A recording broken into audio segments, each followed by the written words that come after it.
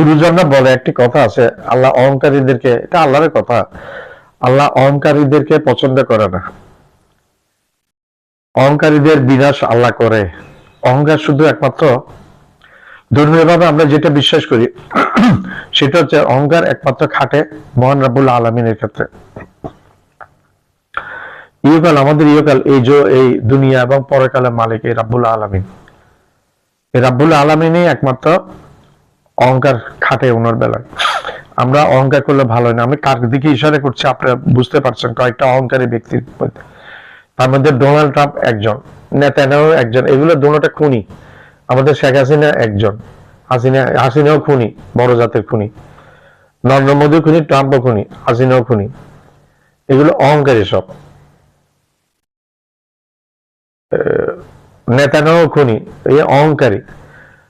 তো এখন গত কয়েকদিন আগে দেখলাম রাস্তায় মেরেছে 20 জন ইসরায়েলি গুপ্তচরকে গুলি করে ইরানের IRGC, ইসলামিক রেগুলেটরি গার্ড যেটা আছে, রেগুলেটরি গার্ড, সেটা গুলি করে মেরেছে কুত্তার মতো। যেই মোসাদকে সারা দুনিয়া ভয় করতে, সেটার একটা কুত্তার মতো টার্গেট হয়ে গেছে IRGC, ইরানের বিপ্লবী বাহিনীর, ইসলামিক বিপ্লবী বাহিনীর। গুলি করে হত্যা করেছে, কুকুরকে যেভাবে ঝাঁঝা করে দিয়েছে গুলি করে। এখন শোনা যায় তাদের লাশ নাকি ভিক্ষা চাচ্ছে এই কুলাঙ্গার নেতানিয়াহু, এই কুকুরের বাচ্চা নেতানিয়াহু। এখন ট্রাম্প গেছে ইয়েতে ইরানকে ট্রাম্প হুমকি ধমকি দিয়ে প্রতিনিয়ত, এবং ইরানের রিজিম চেঞ্জ করে দিবে, ইরানের এই করবে সেই করবে। ট্রাম্প এবং নেতানিয়াহু মিলে ইরানে আক্রমণ করেছে। 40 দিনের যুদ্ধে আমেরিকার নৈতিক পরাজয় হয়েছে, ইসরায়েলেরও পরাজয় হয়েছে। ইসরায়েলের জায়গা রাখে নাই, মারছে ইরানে। আমেরিকার আরবে আমেরিকার যে ঘাঁটিগুলো আছে সবগুলো তছনছ করে দিয়েছে ইরান। ইরান একটি পরাশক্তির মতো আবির্ভূত হয়েছে এখন, যেটা দেখা যায়। আর মিসাইল টেকনোলজি ইরান এখন দুনিয়াতে শ্রেষ্ঠ। ড্রোন এবং মিসাইল টেকনোলজিতে সেটা প্রমাণিত হয়ে গেছে। আমেরিকার বড় বড় ফ্লিট, বিশেষ করে আব্রাহাম লিঙ্কন, জর্জ ওয়াশিংটন, এগুলোর পিছু উঠতে বাধ্য হয়েছে ইরান থেকে। ইরান হরমুজ প্রণালী দখল করে আছে, ওইখানে যুদ্ধজাহাজ ঢুকিয়েছে ট্রাম্প। ইরানের যখন গেছে ভিজিটে এই ট্রাম্প, তখন একটি বারের জন্য উচ্চারণ করে নাই তাইওয়ান ইস্যু নিয়ে।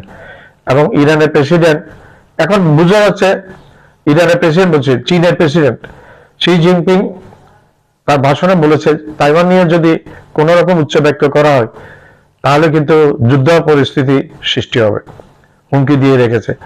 ট্রাম্প অনেকটা সুবোধ বালকের মতো নতি স্বীকার করেছে। তার যত হুমকি ধমকি আমাদেরকে, এই এশিয়াকে নিয়ে, অন্যান্য দেশকে নিয়ে, তারা এখন কেউ পাত্তা দেয় না। একঘরে হয়ে গেছে আমেরিকা। আমেরিকার দাদাগিরি শেষ। আমেরিকা পরাশক্তি হিসেবে তার কার্যক্রম অনেকটা খর্ব হয়ে গেছে, যেটা আর বলার অপেক্ষা রাখে না। তো যেটা আমি বলছিলাম, ইরানে যে চীনে গেছে, চীনে গিয়ে ট্রাম্প একেবারে একটা সুবোধ বালকের মতো। অনেকে বলে ট্রাম্প খেপাটে, রকচটা, পাগলাটে, কিন্তু একটা জিনিস আমার মনে হয়েছে, ট্রাম্প কিন্তু নির্বুদ্ধি নয়, নির্বুদ্ধিওয়ালা মানুষ নয়। তার সে চালাক আছে। সে চীনে গিয়ে কোন রকম উচ্চবাচ্য করে নাই, এবং সে অনেকটা অলিখিত ভাবে চীন যে সুপ্রিম, সেটা অনেকটা স্বীকার করেছে ট্রাম্প। আর বলছে চীনের লিডার, গ্রেট লিডার চীন, এবং গ্রেট একটা দেশ চীন, সেটা বলেছে। তো এই জায়গায় আমরা দেখতে পাচ্ছি এখন মোদির ব্যাপারে প্রশ্ন আছে। মোদিকে চিন্তা ভাবনা করতে হবে ইরান নিয়ে কি ইয়ে করে, ইরান নিয়ে কি চিন্তা ভাবনা। ইরানের সাথে মোদি টিকতে পারবে না। মোদি পারমাণবিক অস্ত্র থাকতে পারে। মোদির দুই প্রতিবেশী পাকিস্তান এবং চীনের কাছে পারমাণবিক অস্ত্র আছে। মোদি ব্যবহার করলে এরাও ব্যবহার করবে, পাকিস্তান অ্যাটলিস্ট পাকিস্তান ব্যবহার করবে। তো যেটা বলছে সেটা, it's not easy to a country to use nuclear weapon in against any other country, any country. So they will get attacked if they attack the other country by nuclear bomb.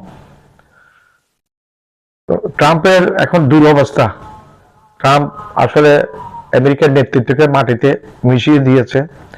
এখন supreme দেশ হিসেবে ইরানের চীনের অবস্থা বিদ্যমান। চীন, Iran এবং Russia এই তিনটি দেশের যে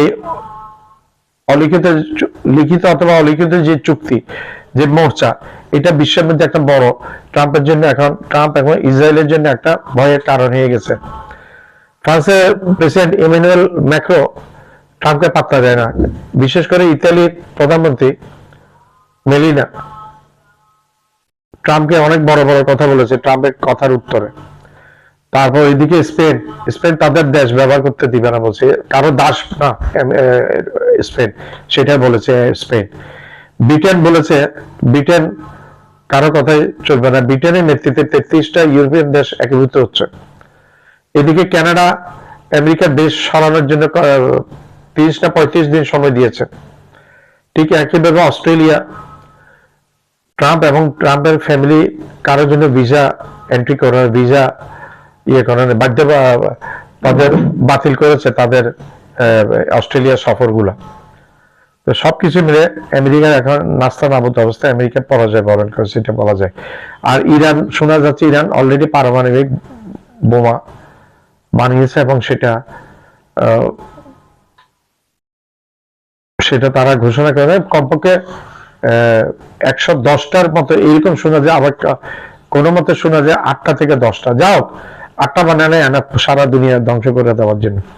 8টা নিউক্লিয়ার ওয়েপনে এনাফ সারা দুনিয়াকে তছনছ করে দেওয়ার জন্য। এখন ট্রাম্প এদিকেও পারে না, ওইদিকেও পারে না। ট্রাম্পের নিষেধাজ্ঞা উপেক্ষা করে চীন বলেছে, ট্রাম্পের হুমকির জবাবে চীন বলেছে, দুনিয়াতে আমরা আছি, কাউকে দুনিয়ার দাদা হিসেবে দাদাগিরি প্রতিষ্ঠা করতে না দেওয়া, সেটা আমাদের দায়িত্ব। এটা আমেরিকাকে সরাসরি হুমকি দিয়েছে চীনে আমেরিকার ফ্লিটের পাশে দিয়ে চীন 4টি তেলবাহী জাহাজ নিয়ে এসছে। একটা গুলিও ছড়ে নেয় আমেরিকার নেভি। তারা জানে গুলি ছুড়লে এগুলো অন্যরকম হয়ে যাবে অবস্থা। উত্তর কোরিয়াকেও ভয় দেয় এখন আমেরিকা। তো আমরা ব্রিটিশ সাম্রাজ্য দেখেছি, আমরা পারস্য সাম্রাজ্য কথা শুনেছি, তারপর রোম সাম্রাজ্যের কথা শুনেছি, আমরা হিটলারের জমানা দেখেছি, আমরা সোভিয়েত ইউনিয়নের জমানা দেখেছি। আমেরিকা যে মার্কি আফগানিস্তান থেকে এবং কি বলে উত্তর ভিয়েতনাম থেকে বেরিয়েছে, সেটাও আমরা দেখেছি। আজ পর্যন্ত আমেরিকার সৈন্য কোথাও স্থলভাগের যুদ্ধ করে জিতে থাকতে পারেনি, রেকর্ড নেই। রেকর্ড থাকলে আপনারা দেখাবেন। তো সব দিকে আমেরিকার একটা হার অবস্থা। ভারতও অনেকটা দেখি কিছুটা ভয় করে, আবার ভয় করে না, এই ধরনের অবস্থা। পাকিস্তান, আমেরিকা চাইছিল হরমুজ প্রণালীতে তারা জাহাজ পাঠিয়ে ইরানের তেল যেন বের হইতে না পারে, কিন্তু পাকিস্তান বিকল্প 3টি রুট খুলে দিয়েছে ইরানের জন্য। স্থলপথে পাকিস্তান হয়ে এই তেলগুলো অন্য দেশে যাবে। তো এখন কথা হলো আমেরিকার দাদাগিরি কোথায়? আমেরিকার দাদাগিরি আর অবশিষ্ট নাই বর্তমানে, সেটাই একটা ব্যাপার। আমার এই চ্যানেলকে লাইক করেন, শেয়ার করেন, সাবস্ক্রাইব করেন, বেল আইকনটা প্রেস করেন, সাবস্ক্রাইব করতে ভুলবেন না। ধন্যবাদ।